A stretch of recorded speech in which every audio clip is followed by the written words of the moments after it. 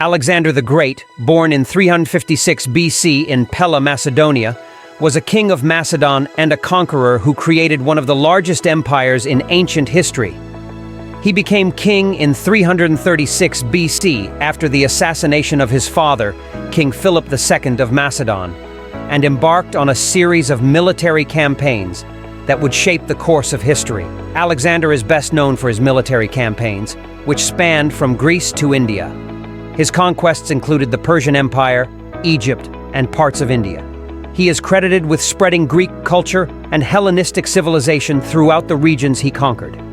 Alexander was a brilliant military strategist and a charismatic leader who inspired fierce loyalty among his soldiers. He utilized innovative tactics and often led his troops from the front lines. Alexander's conquests led to the spread of Greek culture, language, and ideas throughout his empire.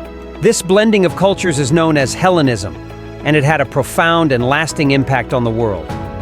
Although he died at the young age of 32 in 323 BC, Alexander's legacy continued for centuries. His empire eventually fragmented into several kingdoms, but the Hellenistic influence persisted in the Eastern Mediterranean and Asia for centuries. Alexander's exact cause of death is still a subject of debate among historians. Some theories suggest he died of natural causes, while others propose poison or illness. Regardless of the cause, his death marked the end of his empire's expansion.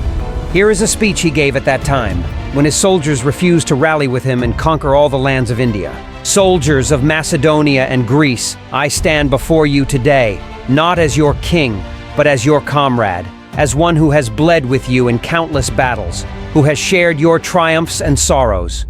We are not just a collection of individuals. We are an indomitable force bound together by our common purpose, our shared vision, and the fire that burns within our hearts, the fire of ambition, of glory, and of destiny. As we gaze upon the mighty river that flows before us, the Beas River, we find ourselves at a crossroads in history. We have journeyed farther than any mortal men before us, conquering lands that were once thought unreachable. Our empire stretches from Greece to the edges of India, and we have stood as masters of the known world. But today, my brothers, we are faced with a choice that will determine the course of history, the legacy of our names, and the destiny of our empire. We stand at the eastern edge of this vast subcontinent, and beyond these waters lie unknown lands, untold riches, and uncharted adventures. Shall we turn back now, with the taste of victory still fresh upon our lips? Or shall we march onward into the unknown? I see the weariness in your eyes, the longing for home, for the warmth of your families and the familiarity of your hearths. I too yearn for those things, for the embrace of my homeland. But remember this, my brave comrades. As long as we have breath in our bodies, we are not bound by the comforts of home. We are bound by destiny, by the call of history, and by the very essence of our souls. When I was but a youth, I dreamed of taming the world, of uniting it under the banner of Hellenism. I dreamed of a world where the values of democracy, culture, and civilization would prevail, where the knowledge of Greece would light the path for all humanity. And together, we have turned that dream into reality. We have seen the might of Persia crumble before us. We have witnessed the wonders of Egypt, and we have ventured farther east than any Greek has dared.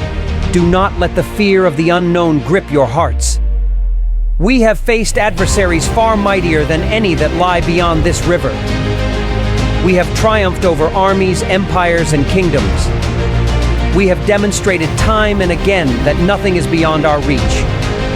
Yes, the road ahead may be treacherous and the challenges formidable, but let us not forget the spirit that courses through our veins. The spirit of warriors, of conquerors, of those who refuse to yield. Let our enemies tremble at the sound of our march, for we are the unstoppable force of history. Consider the legacy we leave behind. Our names shall be inscribed in the annals of time, remembered by generations yet unborn. Think of the generations of Greeks and Macedonians who will look to us as their heroes, their exemplars of courage and ambition. Think of the glory that awaits us, the stories that will be told of our exploits.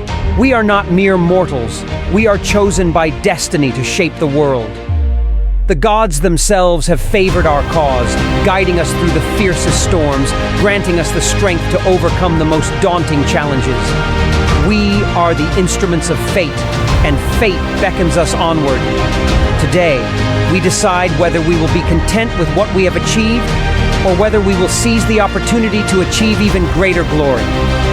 Shall we be remembered as those who faltered at the precipice of history, or shall we be remembered as those who dared to defy the very limits of human achievement? Let our battle cry be heard across the ages. To victory, my brave soldiers, to glory, and to the eternal honor of Macedonia and Greece. For Greece, for Hellenism.